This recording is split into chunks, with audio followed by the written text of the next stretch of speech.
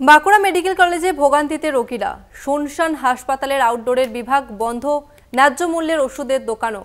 এই মুহূর্তে যে ছবিটা আপনাদের সামনে তুলে ধরছি, বাঁকুড়া মেডিকেল কলেজে ভোগান্তিতে রোগীরা, শুনশান হাসপাতালের আউটডোর বিভাগ।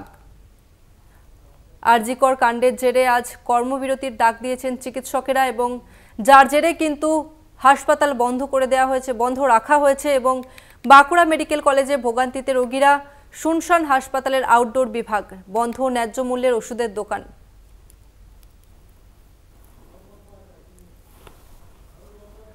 এই মুহূর্তে রয়েছে প্রতিনিধি স্বরূপ গঙ্গোপাধ্যায়। স্বরূপ, আরজিকর কাণ্ডের জেরে রীতিমতো সমস্ত কর্মবিরতির ডাক দিয়েছে মেডিকেলের পক্ষ থেকে, কর্মবিরতির ডাক দিয়েছে। বাঁকুড়া হাসপাতালের ছবিটা কি দেখা যাচ্ছে?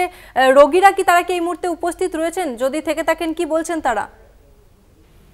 দেখো, বাঁকুড়া মেডিকেল কলেজের আউটডোর বিভাগের যারা চিকিৎসা করাতে আসেন বহু দূরান্ত প্রান্ত থেকে মানুষজন, কারণ বাঁকুড়া মেডিকেল কলেজ একটা অনেক বড় নির্ভরযোগ্য চিকিৎসা কেন্দ্র, কারণ এখানে বিভিন্ন শুধু এই জেলা নয় আশেপাশে জেলার মানুষ আসেন এবং আউটডোর বিভাগ প্রচুর একটা গমগম পরিবেশ থাকে, সেখান থেকে সকাল থেকে মানুষের ভিড় থাকে, লম্বা লাইন। কিন্তু আজকের চিত্রটা সম্পূর্ণরূপে আলাদা, এই লম্বা লাইন নেই। রোগীরা বহু দূর দূরান্ত থেকে যারা এসেছেন চিকিৎসা করানোর আশা নিয়ে, তারা অনেকেই ফিরে যাচ্ছেন, আবার অনেকেই বসে রয়েছেন যে কখন চিকিৎসক আসবেন। যারা রোগী যারা এসেছেন বিভিন্ন প্রান্ত থেকে, তাদের যেটা বক্তব্য, তারা কিন্তু দীর্ঘক্ষণ ধরে দাঁড়িয়েছিলেন, চিকিৎসকের দেখা না পেয়ে তারা ফিরে যাচ্ছেন। কিছু কিছু ওয়ার্ডের আউটডোরের কিছু ওয়ার্ডে রোগী চিকিৎসক রয়েছেন, সেখানে তারা চিকিৎসা করাচ্ছেন, আবার কিছু ওয়ার্ড একদম সম্পূর্ণ ফাঁকা অবস্থায় রয়েছে।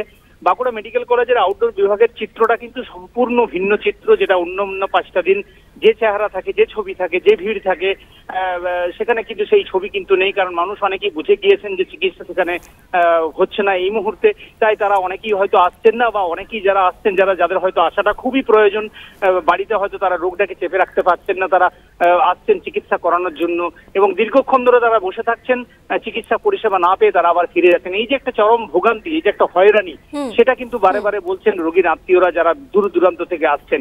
তবে অনেকেই বসে রয়েছেন দীর্ঘক্ষণ ধরে, তারা কখন চিকিৎসক আসবেন, কখন তারা চিকিৎসা করাবেন, আবার তারা বাড়ি ফিরবেন। একদমই ধন্যবাদ তোমাকে স্বরূপ। এই মুহূর্তে বাঁকুড়া মেডিকেলের ছবিটা আপনাদের সামনে তুলে ধরলাম।